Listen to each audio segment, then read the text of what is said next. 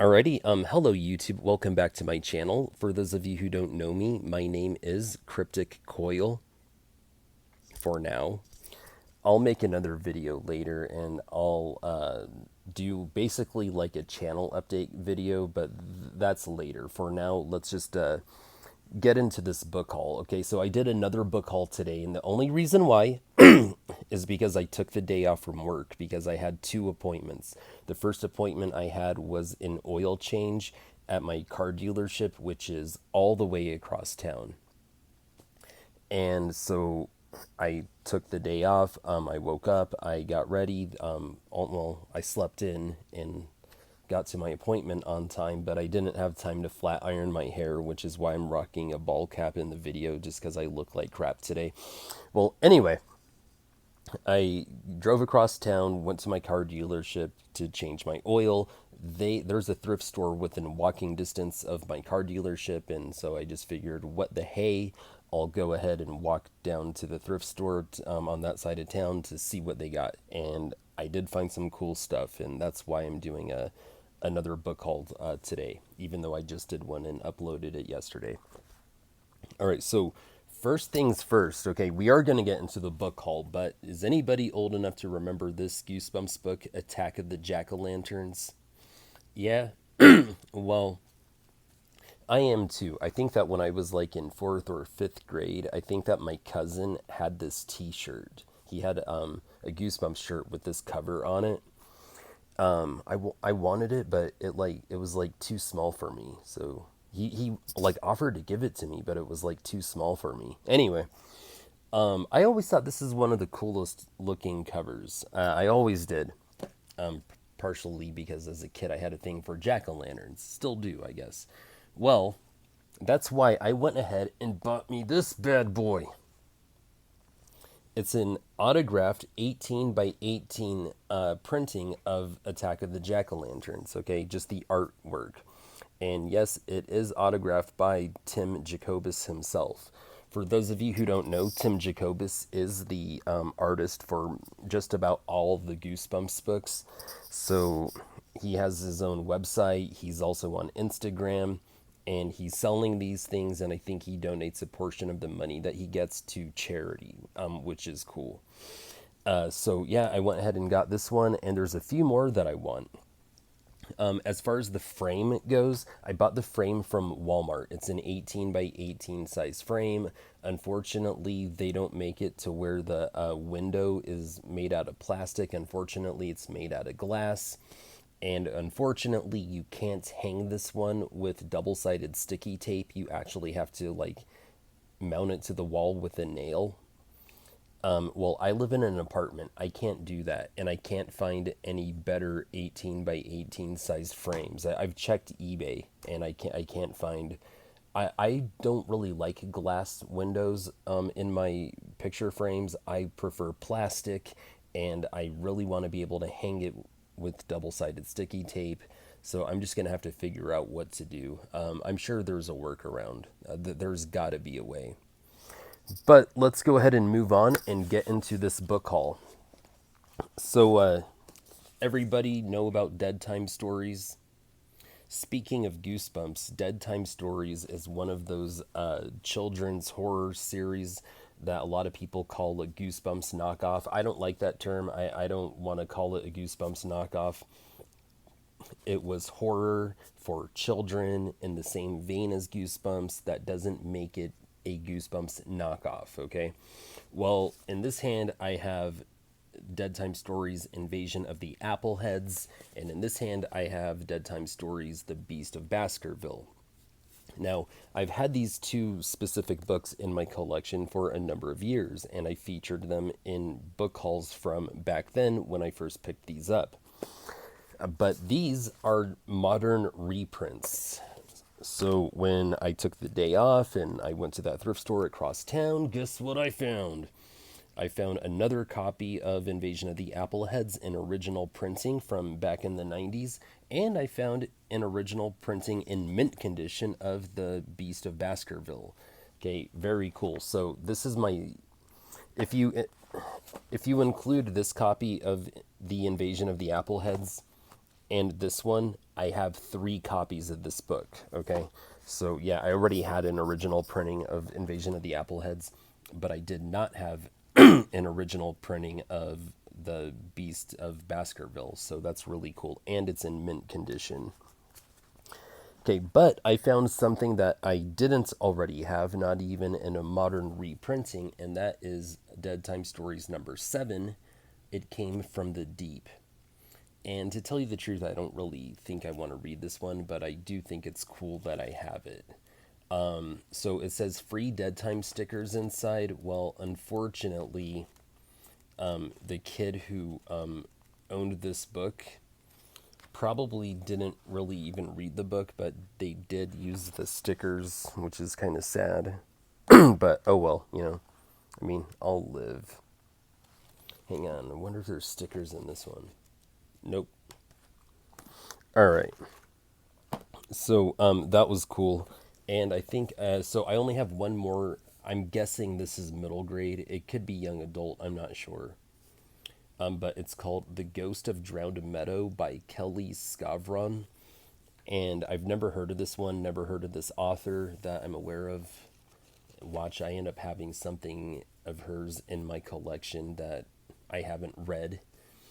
Well, this book is from 2022. There's no tagline on the front. Before I read the synopsis on back, let's go ahead and look at that cover. It's a pretty cool looking cover. It looks scary. It looks compelling. Let's go ahead and read this synopsis on back. All right. It started off small, just a dripping outside my window. When Morgan witnesses some eerie events in her family's new house, at first she shrugs them off. But as the unsettling dripping noises and the sounds of someone crying become more frequent, she starts to get nervous. Then a neighbor asks Morgan a blood-chilling question.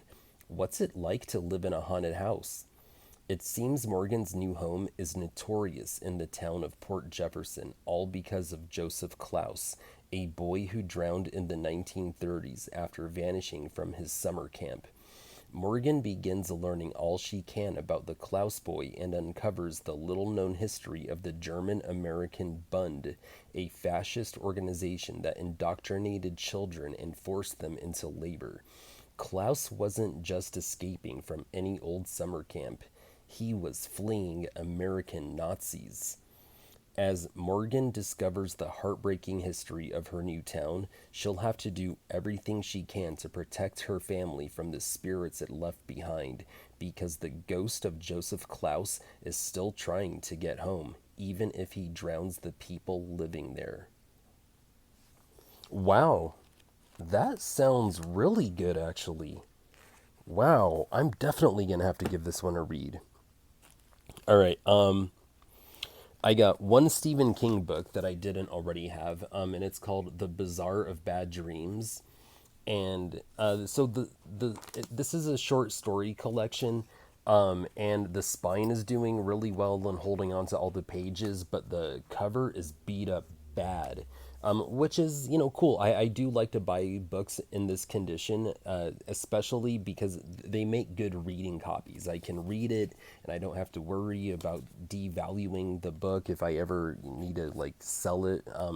And I try not to, but, I mean, I'm very proud of my book collection, but, hey, I've been through hard times before, so it's nice to have something that I can turn into cash. Well, anyway, The Bazaar of Bad Dreams, Stephen King short stories. I have a reading copy. Maybe someday I'll find one in better condition, and I'll have a collector's copy. I don't know if they make this in hardback or not, but if they do, I think that I would prefer that to be my collector's copy.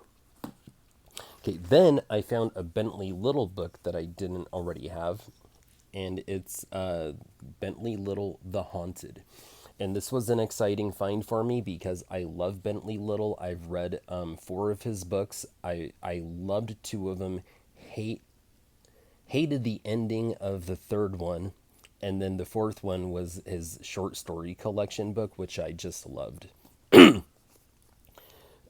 So let's go ahead and See, what year did this book, The Haunted, come out? So this was an exciting find.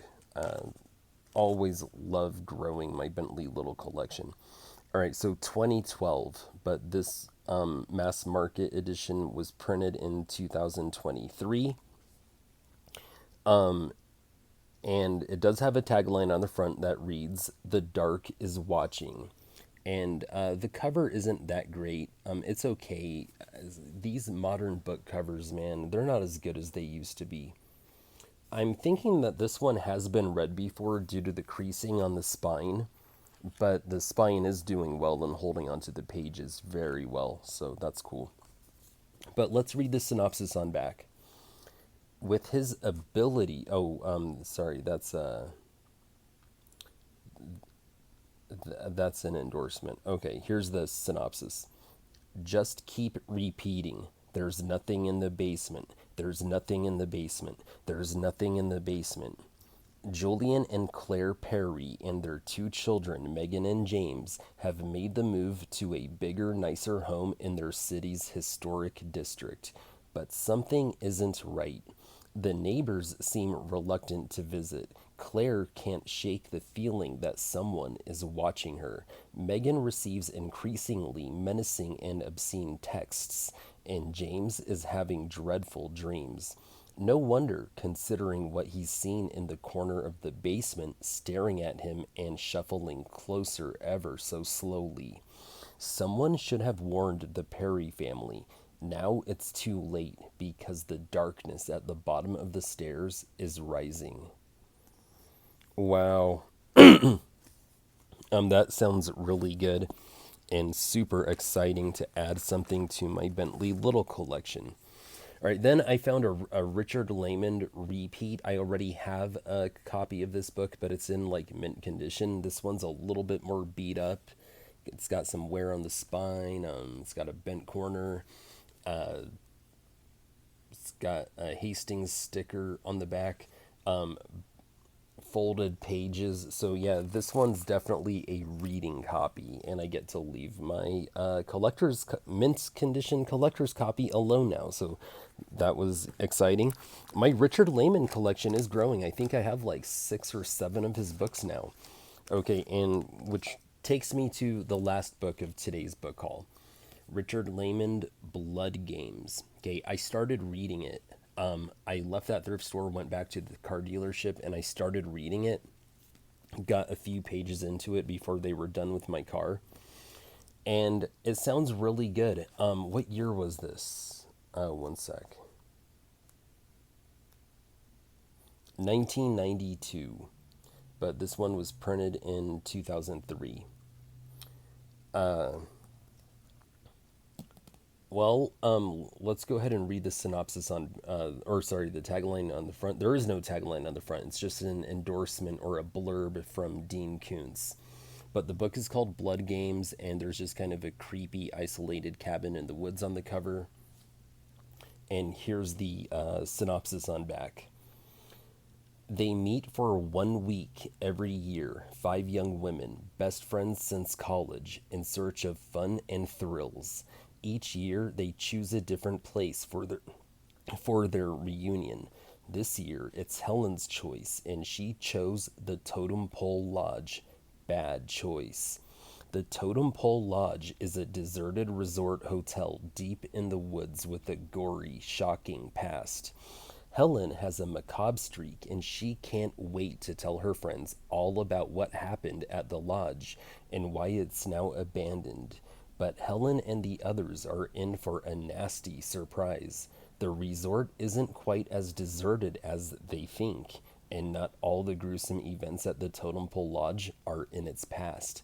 The worst are still to come. And this one says author's restored version, first time in print. Well, anyway,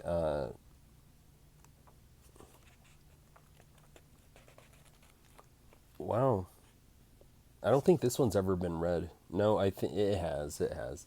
But, there's kind of a leisure horror club thing in here. But yeah, so this was an exciting find. This one does seem really good. I started reading it today, so we'll see how long it takes me to finish it. But this will be my first Richard Laymon book that I've ever read. Yeah, if you've read it in the past, let me know what you thought of it in the comment section below. Well, thank you guys for watching. Keep your eyes open for another video that I do where I provide a channel update. Okay, thanks for watching. Horns up. Peace out.